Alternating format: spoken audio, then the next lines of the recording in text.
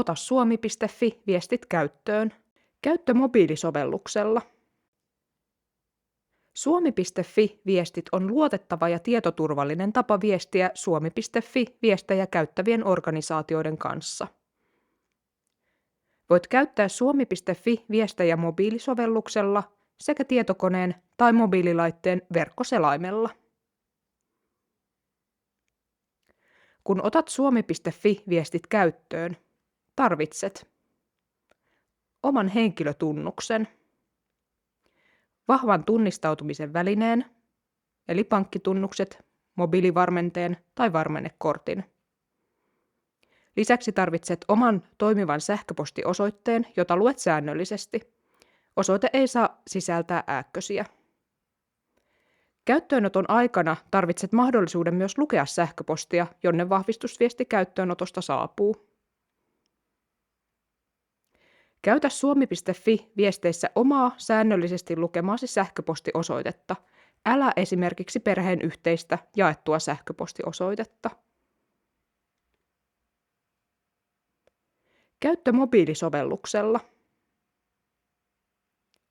Suomi.fi-sovellus on saatavilla Android- ja iOS-matkapuhelimille ja tableteille.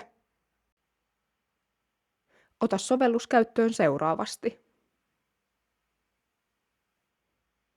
Lataa Suomi.fi-sovellus Google Play tai App Store-sovelluskaupasta.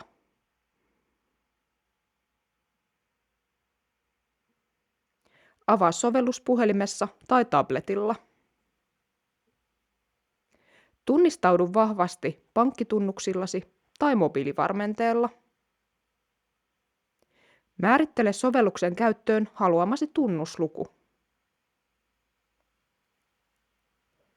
Anna suostumus sähköisten viestien vastaanottamiseen ja täydennä sähköpostiosoitteesi ilmoitusviestejä varten.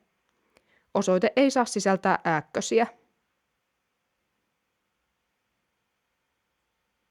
Nyt sovellus on valmiina käytettäväksi.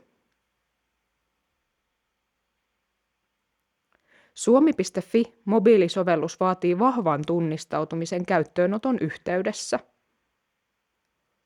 Tunnistautumisen jälkeen päätät, millä tunnusluvulla haluat jatkossa kirjautua sovellukseen.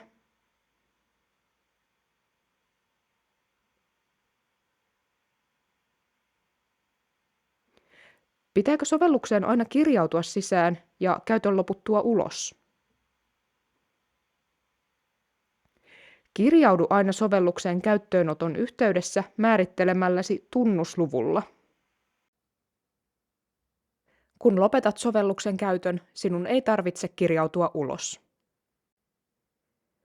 Jos kirjaudut ulos laitteesta, kaikki viestisisällöt poistuvat laitteesta. Ennen seuraavaa käyttökertaa joudut tunnistautumaan uudelleen, minkä jälkeen viestisi haetaan jälleen sovellukseen. Kun avaat vastaanottokuittausta vaativan viestin, todisteellisen tiedoksiannon tai vaihdat sovelluksessa käyttämääsi tunnuslukua, sinun täytyy tunnistautua vahvasti pankkitunnuksellasi tai mobiilivarmenteella.